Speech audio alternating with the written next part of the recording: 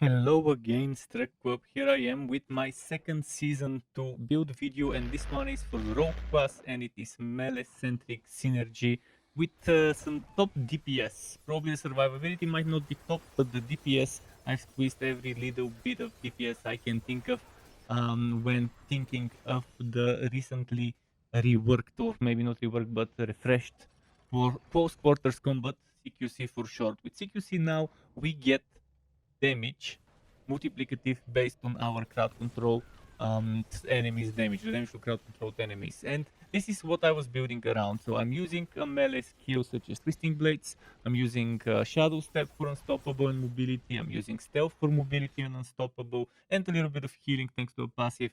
And I'm using certain other things such as, for example, Puncture for the basic attack.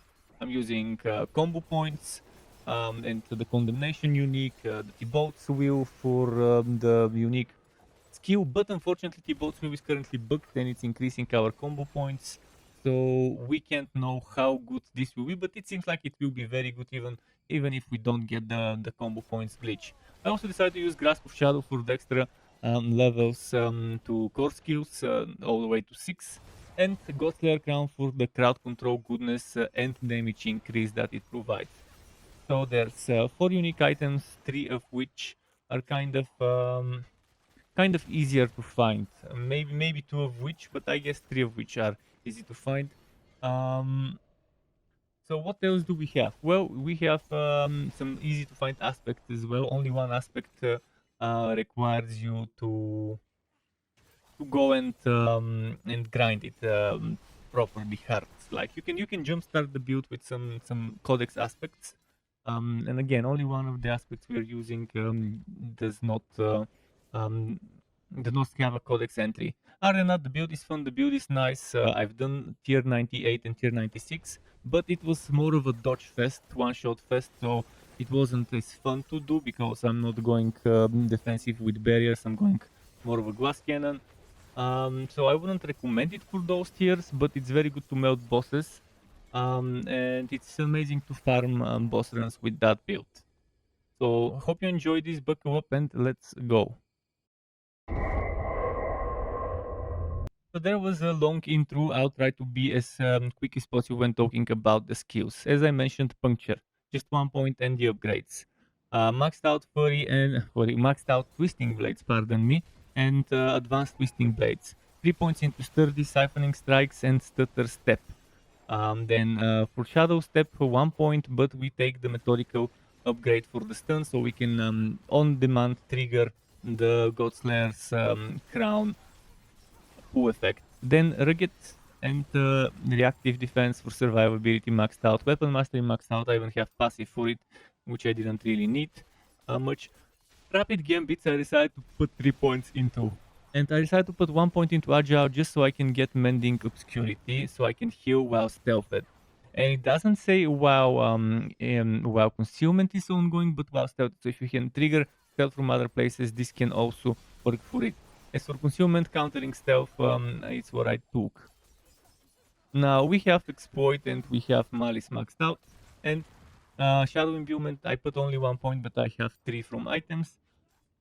And we are taking the mixed Shadow Imbuement. Then we have Precision Imbuement maxed out, and I only put 1 point into Shadow Crush just so I can have this 10% chance. It's not long duration, but it's good to have that stun proccing to trigger Godslayer Crown and stuff. And now here's the twist. You don't need to use an ultimate if you don't feel like it. You can either use something like Dash, something like Dark Shroud for survivability. Maybe you could try to use Smoke Grenade or Poison Trap or any of the other ultimates if you feel like it. Obviously, I wouldn't recommend Renoverus on this build, but you might feel like Death Trap. But since I'm using Grasp of Shadow, I was like, let's use Shadow Clone. It also gives us Unstoppable for 5 seconds, so it seems like a decent synergy. And obviously, as I mentioned, close quarters combat, currently I have 121% multiplicative damage from this.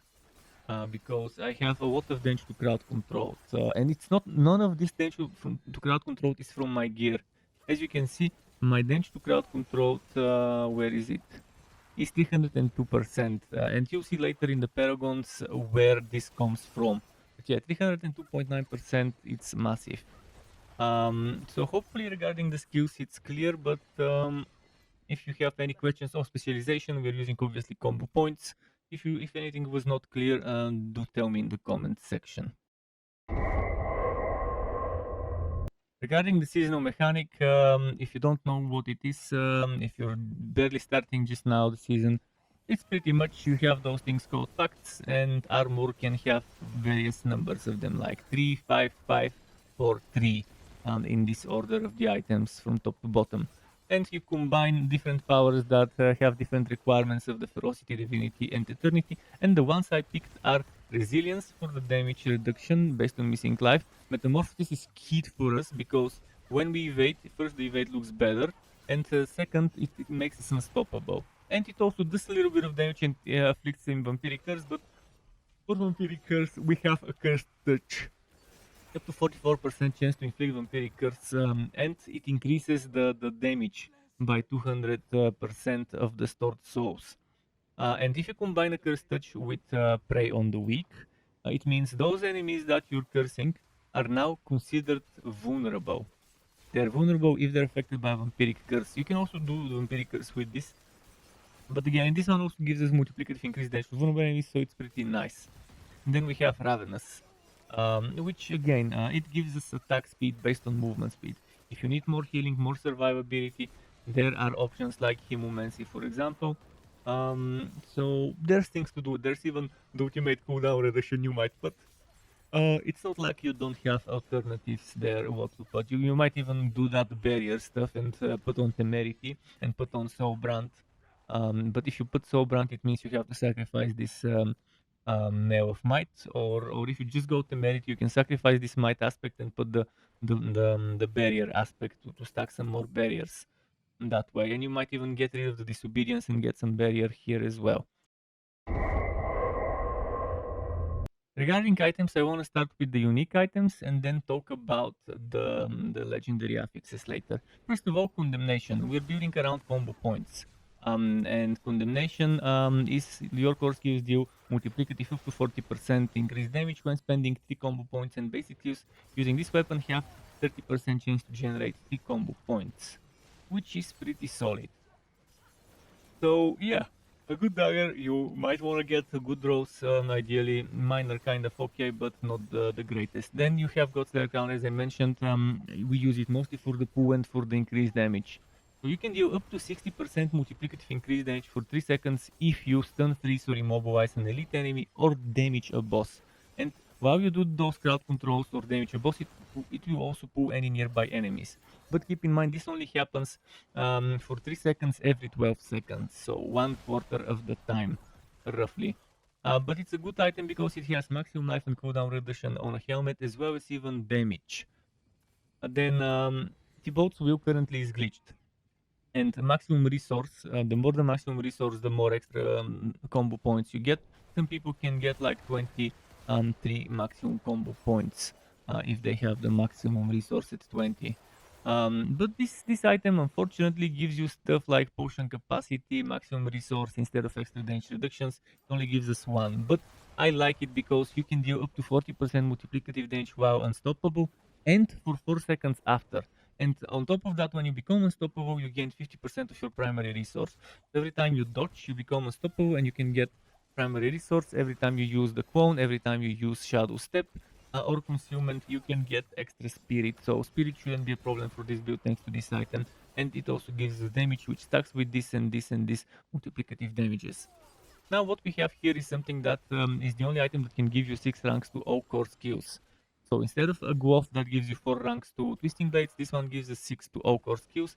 It gives you attack speed, but no crit chance. What it does give you is Shadow Clone damage, a solid chunk of Shadow Clone damage, which is a reason to make you want to try using Shadow Clone damage. On top of that, you even have a small chance, up to 34% chance to summon a Shadow Clone that mimics your attack when you damage a vulnerable enemy. Solid, interesting items, and I like using those for. Now, if we talk about aspects, well, The ones I decided to use, first of all, Twisting Blades is aspect called Blade Dancer I put on the two-handed weapon. Many of you might not agree with this, and it's okay. You can switch around aspects, but I personally would rather have that extra damage being doubled. That's why I put it on the two-handed weapon. Then we have Blade of the Expectant. I mean, aspect of the expectant aspect. I put it here on the weapon. It doesn't matter where you put it as long as it's not here. You can just rotate where you put the regular offensive aspect. Another one is accelerating for attack speed. And again, this is the attack speed for everything, not just the basic skill on like rapid. Then inner calm, good synergy there as well. As long as you think you would be standing still, I probably no longer need it because I don't stand still as much. But that's only at the higher tiers. I can afford in the lower mid tiers to stay still more. Legacy disobedience armor, it's needed, it helps. And in the boots we have put Mangler because to have extra chance to daze while damaging vulnerable enemies, and you're damaging vulnerable enemies all the time, means extra chances to proc this. If you don't like Mangler, obviously you can swap it out for various things. Ghost Walker, for example, for mobility, Exploiter, aspect for extra multiplicative damage to bosses because they're unstoppable, so that's gonna be the damage. And then here on the mail, I've put Might aspect. This should be pretty clear regarding the aspects. There are some aspects you could use as viewers aspects temporarily until you get the good stuff, until you get the unique stuff. So you could use rapid on the offhand. You could use exploiters aspect on the helmet. Protector and little dusk can go on defensive swords, such as actually exploiter could be on the gloves, and protector and little dusk could be on the helmet pants. So again, rapid, exploiter, aspect of the protector, and little dusk could synergize well temporarily until you get the unique items. Regarding sockets and gems on the weapons, emeralds only. Needless to say, we need that crit damage to vulnerable enemies. On the armor, you might want to go ruby, or you might want to go topaz or sapphire. Topaz for damage reduction while control impaired, sapphire for damage reduction while fortified. But if you want to go sapphire, you have to use the fortify vampiric power. That's the way to do that. If you want damage reduction while fortified, you need this power. Where was it that fortifies you? This one, Sanguine Brace. It's an interesting synergy if you decide to go that route. Um, for the amulets and rings, for the amulet and the rings, just fill up your resistances to make sure you max them out at 70 or as close to 70 as possible. Just fill whatever is needed. It all would depend what resistances you have and what items. More about the resistances and rolls in a moment. And here it is, the gear rows segment. Keep in mind my gear rows are far from perfect, far from what I would ideally want. They're not terrible, but yes, they could be much better. In order to tell you the gear rows, I will refer to my Mobalytics version of the build because it's easier to see them from there. Starting from the helmet, before you get the Godslayer's crown, you would want HP maximum life, crowd control, not crowd. You would want cooldown reduction and maximum life as priority number 1 and 2, basic attack speed priority number 3. After that, um, the other stuff like total armor and things like that and resistances, yeah, they're okay, but not that amazing. For the chest piece, you would want damage reduction from close and distant enemies and maximum life. And then you could fill things like either a resistance, one resistance type, or total armor, something like that could help. I personally put cold resistance here, but it's very low roll, 39.7 out of 60. And speaking of resistances, I put 2 resistances in the boots. So in the boots you want movement speed and damage reduction while injured, top priority. After that, you might want 2 resistances if you have unlucky roll on this resistance here. But if you get 60 here and then you get 60 here, that means you would need less of certain resistances from gems, and then you might only need 1 resistance here and have a slot here, or maybe you could have a slot here and just put 2 resistances in the boots. But you would need between 2 and 3 resistance rows in your gear to patch things up. In the gloves, before you get Grasp of Shadow, or if you decide to just not use Grasp of Shadow in the first place, you want ranks of the core skill, ranks of Twisting Blades. Sorry, I brain farted and I couldn't remember the name. So ranks of Twisting Blades definitely needed there. After that, second priority, in my opinion, should be crit strike chance. Third priority, attack speed, and priority number 4, damage to injured enemies. Anything else is bad rolls and you would want to avoid. But those 4 are what you want. On the leg armor, if you don't use the bolt's wheel, or before you get the bolt's wheel, damage reduction from close, distant enemies, damage reduction while injured, and maximum life would be my ideal rolls. But the regular damage reduction is also not so bad. Or things like total armor could also be good fewer. Then moving on to the amulet, you would want stuff like movement speed, cooldown reduction, and then damage reduction from close enemies and from distant enemies. That would be ideal rolls for the amulet. Then for the rings, for both of them, don't look at my rolls, they are terrible. Wow item power and stuff like that. But what I would ideally want is critical strike chance, critical strike damage, maximum life, and damage to crowd controlled enemies. You can only get damage to crowd controlled enemies from the rings and the weapon. So that's the slots. And since we have one unique weapon, it means we can only get from 4 places. So yes, crit strike chance, crit strike damage, maximum life, damage to crowd controlled enemies. Ideally well rolled for all 4. And then for the weapon, it's slightly different than the rings.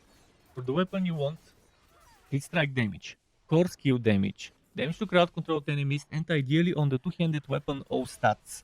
If you get all stats on the two-handed weapon, you shouldn't have problem if it's well rolled and high item power. You shouldn't have problem with the Paragon's bonuses from the yellow notes, which you'll see later in the Paragon segment. If you get those stats only on the one-handed weapon, it won't be enough. Ideally, do that. And for the one-handed weapon, you want the same rolls: crit strike damage, core skill damage, damage to crowd controlled enemies, and if you already have all stats on the two-hander, then damage to close enemies would be your next bet, or vulnerable damage as the priority number 4. But you want crit damage, you want core skill damage, and you want crowd controlled enemies damage in the top 3. And that pretty much, I think, sums up the rolls. Again, same rolls for the other weapon before you get the unique dagger. Now, the real masterfulness of a build comes from the Paragon Boards. On Mobalytics, I have written an order of how to unlock the boards, which boards to unlock in which order, and how to level the glyphs. The priority in which I think you should unlock boards and why picking those boards, you could read that in Mobalytics. I'll try to be quick here to save time. Pretty much you want board number 2 to be exploit weakness, board number 3 to be cheap shot, board number 4 in my opinion is best to put Leirana's instinct, and in board number 5 it should be no witnesses. Now for the glyphs, in the basic board you put exploit. In board number 2 you put combat. In board number 3, which is again cheap shot, you put closer. Cheap shot is the only board that can get 75 decks within range. This one is 17. There's a few other with 70, but this is the only one with 75. But that's not the only reason why we take cheap shot. I'll explain in a moment. So in board number 4 you're putting control, and in board number 5 you're putting turf. What do you do first? First you level all the glyphs to level 15 in this order. Combat, which goes here, leveled to 15 first. Next, control, leveled to 15. Next you get closer to 15. Then you get turf to 15, and then you get exploit to 15. Or you could switch out exploit and turf, it doesn't matter that much, but I prefer turf first. After that, the next step is getting the nodes to 21, one by one, after they're all 15. Start with control to 21, then spirit to 21. If you remember, combat to 21. So if you remember, combat was the first to 15, And this one was the second to 15, but now this one is the first to 21, this is the second to 21. Then the same order. This one is number 3, this one is number 4, this one is number 5 to get to 21. So why did I take this board other than the 75 decks? There is a ton of crowd control damage. Damage to crowd controlled enemies. Here, here, here, here, here, here, here, here. And there's damage to crowd controlled enemies over here as well. And there's some damage reduction from elites, which is pretty nice over there, which is lovely. And as for Leirana's Instinct, it has 49 intelligence, the second board with 49 intelligence, other than exploit weakness, and since control gives us damage to crowd controlled enemies, with 49 we get 145.5 at level 21 of the glyph, with the 14.9 per 5 intelligence in range. And not only that, but it also has all resistances, and I didn't have enough points to take this one. I've squeezed the board dry, so I couldn't even spare 1 point. But it's okay. See, this is kind of a waste damage after dodging an attack. That won't be happening often. But over here we've taken damage to healthy and crit strike damage, and this is what I was talking about. Why I'm unhappy that my crossbow doesn't have all stats. If it did, I would have had no problems with this one and with that one, the maximum life and dex, and that one. Now I decided to make this board number 5 and this number 4. So I can get the double resistance bonus and the double of this, but mostly for the resistance bonus. But you might want to make this number 5 if you're okay with the resistances, and then you still don't have all stats. Other than that, we have good stuff here, damage to elites and movement speed after killing an elite. We have damage reduction from vulnerable enemies, which is nice. And then you have vulnerable damage and damage to injured enemies here. On that side, this potion healing is useless. This should be resistances, honestly. And this is nice, vulnerable damage and dex. I even took the resistances over here, if you can see, and some of those damages here. And yeah, more on my website and on the mobalytics if it's not clear, and also you can ask me questions about that. To get notified when I upload more content like this one or other builds and guides for Wooter and not so Wooter games, you can subscribe to my channel and hit that bell button to not miss out on notifications. As well as keep in mind there's something called memberships on YouTube, which lets you be a paying member for my channel to get access to perks such as emotes and badges made by me, as well as the option to get one-on-one tutoring for the very basics of Adobe Photoshop, Premiere and After Effects. And memberships can be cancelled at any time if you no longer wanna be a member. Thanks for watching all the way until the end. Struck up, keep it cool until next time, and goodbye.